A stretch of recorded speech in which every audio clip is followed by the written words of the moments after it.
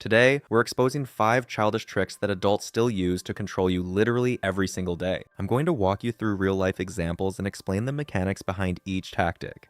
Yesterday, a kid begged their friend for a rare card, crossed my heart promising to bring 2 of their own in return. And the next day, the conversation goes something like this. Did you bring the cards like you promised? What cards? You gave me this one for free because you didn't even want it. Now, let's see how this exact same trick plays out in the adult world. During a job interview, or maybe 6 months ago, the boss promised a pay raise once the project was wrapped up. The project is done, so the employee comes in to talk. We agreed we'd revisit the 20% bump in my base pay once the project was delivered. What bonus? I said, we'd think about it if the numbers are there. I never gave you any specific figures. This is selective memory. The mechanics behind this trick are straightforward. The person simply wipes away any awkward facts, agreements, or promises. When you bring up what was said, the manipulator confidently asserts that it never happened. The goal is to get you to question your own memory and shift all responsibility away from themselves. And this next tactic comes into play when they're looking to crush your self-esteem. For example, you clean won a match or cross the finish line first, and then there's your friend. Pure luck. I only lost because I caught my foot on a stone. I would have destroyed you otherwise. Doesn't count.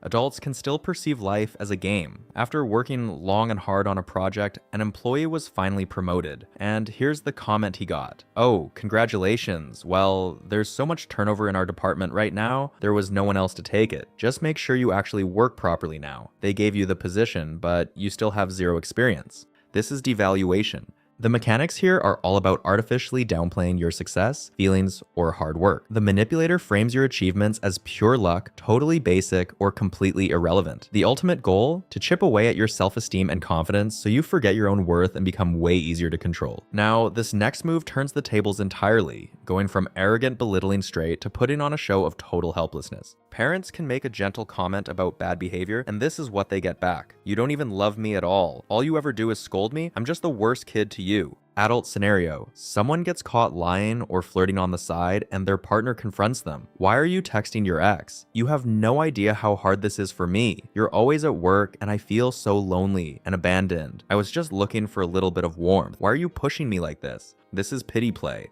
Here, the manipulator intentionally weaponizes their helplessness or vulnerability. Their objective is to trigger your guilt for pushing them on something, ultimately getting you to take over the work or give in to the argument out of pure compassion. Now, this next move flawlessly twists your everyday compassion into a sticky, manipulative web of guilt. A kid is trying to snag a toy from another child on the playground. Come on, I let you come to my birthday, but you won't even share your toy for a second. Adults know how to play the victim too. A friend or relative asks to borrow a large sum of money and gets a no. Fine, forget I asked. I really thought you were someone I could lean on in a hard spot. I'll just go get a loan shark deal with insane rates if you're really that stingy. This is guilt tripping. It's a covert punishment for daring to put your own interests ahead of someone else's. Anytime you say no or try to set a boundary, the manipulator frames it as selfishness, betrayal, or cold-heartedness. And the next tactic wraps up the whole cycle.